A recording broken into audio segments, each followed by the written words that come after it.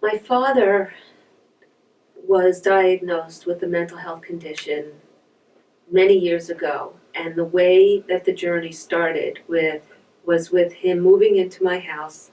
He was very depressed. His second marriage was falling apart, and he wouldn't get out of bed. And I went to work, and he would call me 10 to 15 times a day, and I found it really frustrating, and that I just couldn't figure out how to take care of this man. I was his daughter who was now acting more like the parent, and he was like the child. And I had to take care of this man, and frankly, he wasn't all that cooperative. And he was really sick, and I'd never seen this from him before.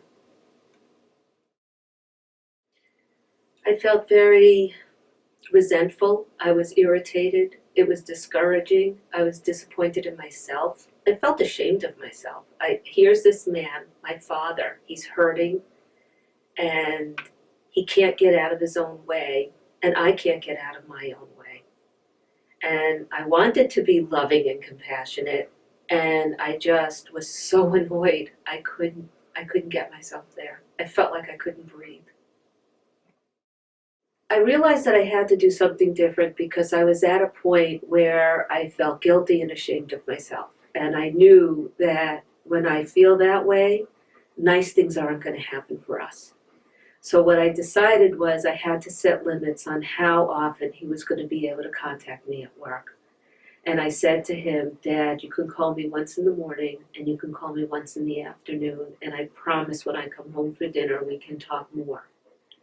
And he didn't like it, and he was concerned, and he voiced his concern, and I said, Dad, this is really the best thing. I need this, you need this. I can't do this shame and guilt anymore.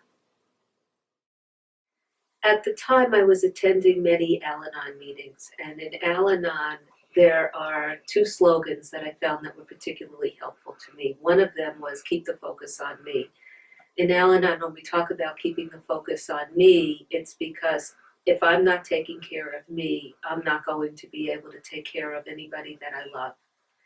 And then the other one was to keep it simple, come up with a solution that was going to be simple, easy to implement, and that would not go off track with any complications.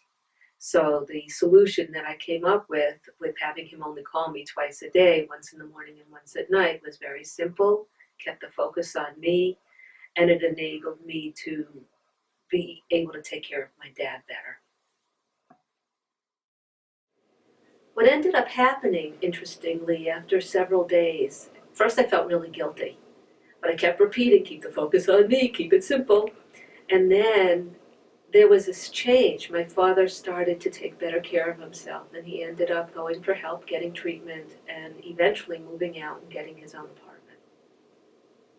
And we were able to reclaim a more appropriate relationship rather than me being the parent and him being the child.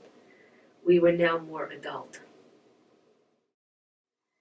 So here it is 25 years later, and I am the primary caretaker for my adult niece, who has a very serious mental illness. And there are times when she's symptomatic that she will call me multiple times a day and text me multiple times a day. She doesn't have the patience for email, so fortunately we don't have to deal with that. And when she calls, I learn to let it go to voicemail when she's symptomatic so that I can hear by her tone of voice how I want to respond to her, and to do it at a time when I'm prepared to.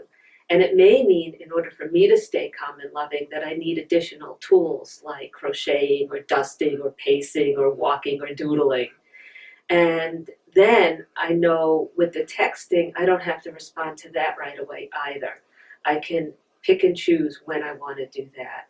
And I find that this really helps us retain our relationship, the roles in our relationship, and I can be the loving mom she deserves.